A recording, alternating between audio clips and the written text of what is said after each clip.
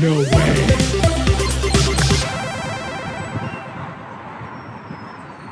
We got a very, very rare game traded in, and it's not this one, and it's also not this one, but it's this one right here. And this is a very rare N64 game that you have heard of, unlike the one that Retro Rick just got in recently. But we'll show you guys this later. We have a lot of work to do, so let's get to it. We've got all these to put out, but Cooper wants me to color code them because he thinks it's funny to make me do things that are semi-difficult, but not difficult. Look, we're gonna fill them all throughout there, and it's gonna be the color of the rainbow. And I'm gonna have to stare at that the whole time while I'm doing it. But yeah, let's get started.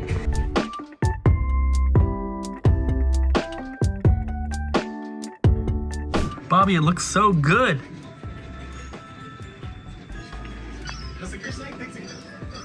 Heck yeah. I was gonna do a time lapse. I don't know how far into it. My phone died. Well, we got at least some of it. Yeah. But yeah, I forgot to charge last night, so. Oopsie. That's all right. It looks so good. This is how, because Pink Gorilla carries these as well, and this is how they usually display them. They try to like kind of set it up by color, and I think that looks awesome. They're not all out here. How many more do we have, Bobby? It's back there. There's like a quarter of a mail tote, I want to say. Hi. Hi. Where do you put them? Back here? Oh yeah, still plenty left. Probably a couple hundred still in here. But that's awesome. We have plenty to restock. If you guys watched my newest Sit Cooper video on YouTube, there's a link in the description to that channel if you want to check it out. It was all about my GameCube collection though, and I thought that I had the complete set and thought that I completed that like a couple years ago, and then realized I was missing one game, and that was the Piglet's Big Game. This game kind of popped off over the last year, and people were calling it Silent Hill for babies, and it's not the entire game, but there's one part that's like survival horror-esque, and because of that, this game went from like 15 bucks to like 100. It's come back down a little bit, but I just had to buy this off of eBay to complete my set, and I did a little bit in that video about it. And then of course, a couple days later, one gets traded in. But this one doesn't have a manual, so I kind of lucked out, I guess. But it's just so funny that like I needed the game, and then it just gets traded in a couple days later. That seems to happen a lot. So I need a stadium events, so maybe one will get traded in. Our rare game here needs a new back, so we're gonna swap it with this one from Jet Force Gemini. Actually, maybe I'll find a different game that's not a $15 game. Maybe I'll find a sports game with a better back. We have plenty to choose from. Look at all these. These are all sports games, and mostly this shelf as well. This is a really good candidate for a back swap because the front of this cartridge is already poor. You can see the label is extremely sun faded. The plastic is yellowed, but look at the back. It's perfect. So we're gonna swap this one. So this triple play will have the messed up back, and the rare game will have a nice clean one.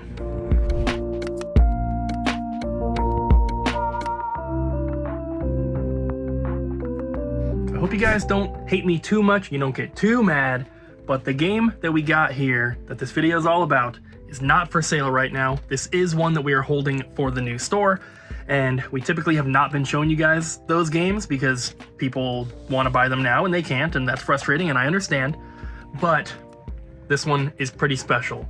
So this is the most expensive officially released Nintendo 64 game, and that is Clay Fighter Sculptor's Cut. And yes, this is a Blockbuster exclusive, but it still counts as an officially released game, excluding things like demo cartridges and not for resales and stuff like that. This is the most expensive one, and it's honestly not a bad game. A lot of people don't like it. I actually played this game when I was a kid. I had this game, and it's pretty fun. So check out this footage here. This is going to be from a video on my channel where I talk about the history and the rarity of Clay Fighter Sculptor's Cut. I actually owned Sculptor's Cut when I was a kid. I got it as a Christmas gift from my grandfather, who used to live up around Seattle in a place called Vashon Island. There was a Blockbuster on the island there, and that's where he got the game. And this must have been when, you know, Blockbuster was getting rid of stuff. And I remember opening it on Christmas morning and of course being excited because as a kid, and like most kids who don't have a game room like this, I only had a handful of games. And so I may have some nostalgia with it, and I did enjoy this game when I was a kid, and after playing it right now, I can say confidently that it's not a bad game. It's also not a great game though. The two things that I like the most about the game will be the sound effects and music, and then also just the look and the wacky characters. The backgrounds and stuff, for the most part, are a little plain, although I do enjoy that in some of the different levels, if you get hit in the right direction or area, you can kind of like enter a new part of the ring, which is kind of cool. You'll see that in the gameplay a little bit, but the wacky characters and the sound effects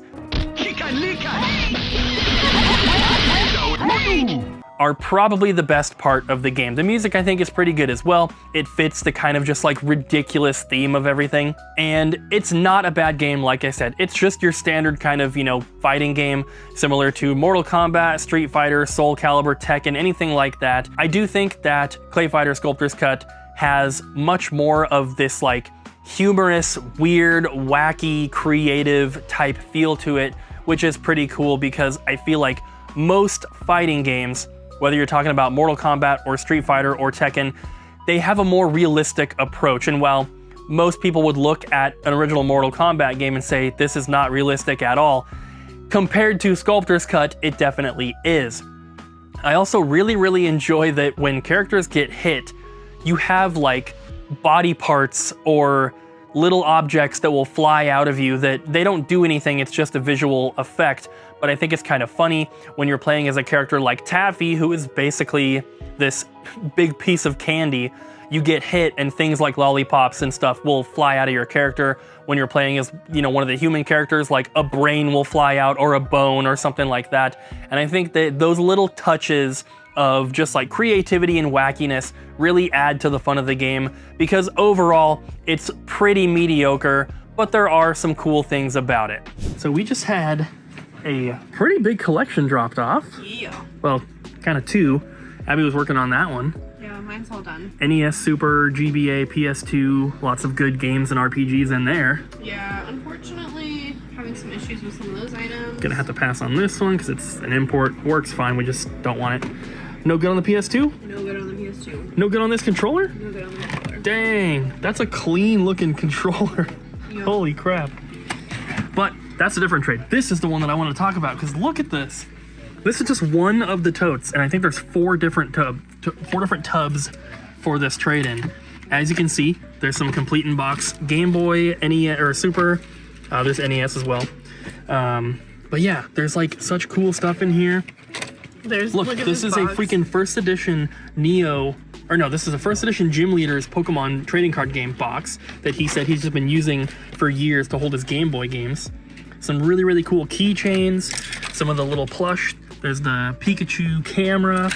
There's a Nintendo Power magazine in here. There's like all sorts of stuff. He said that the film on the Pikachu is original, and there's probably photos of like right when he got that.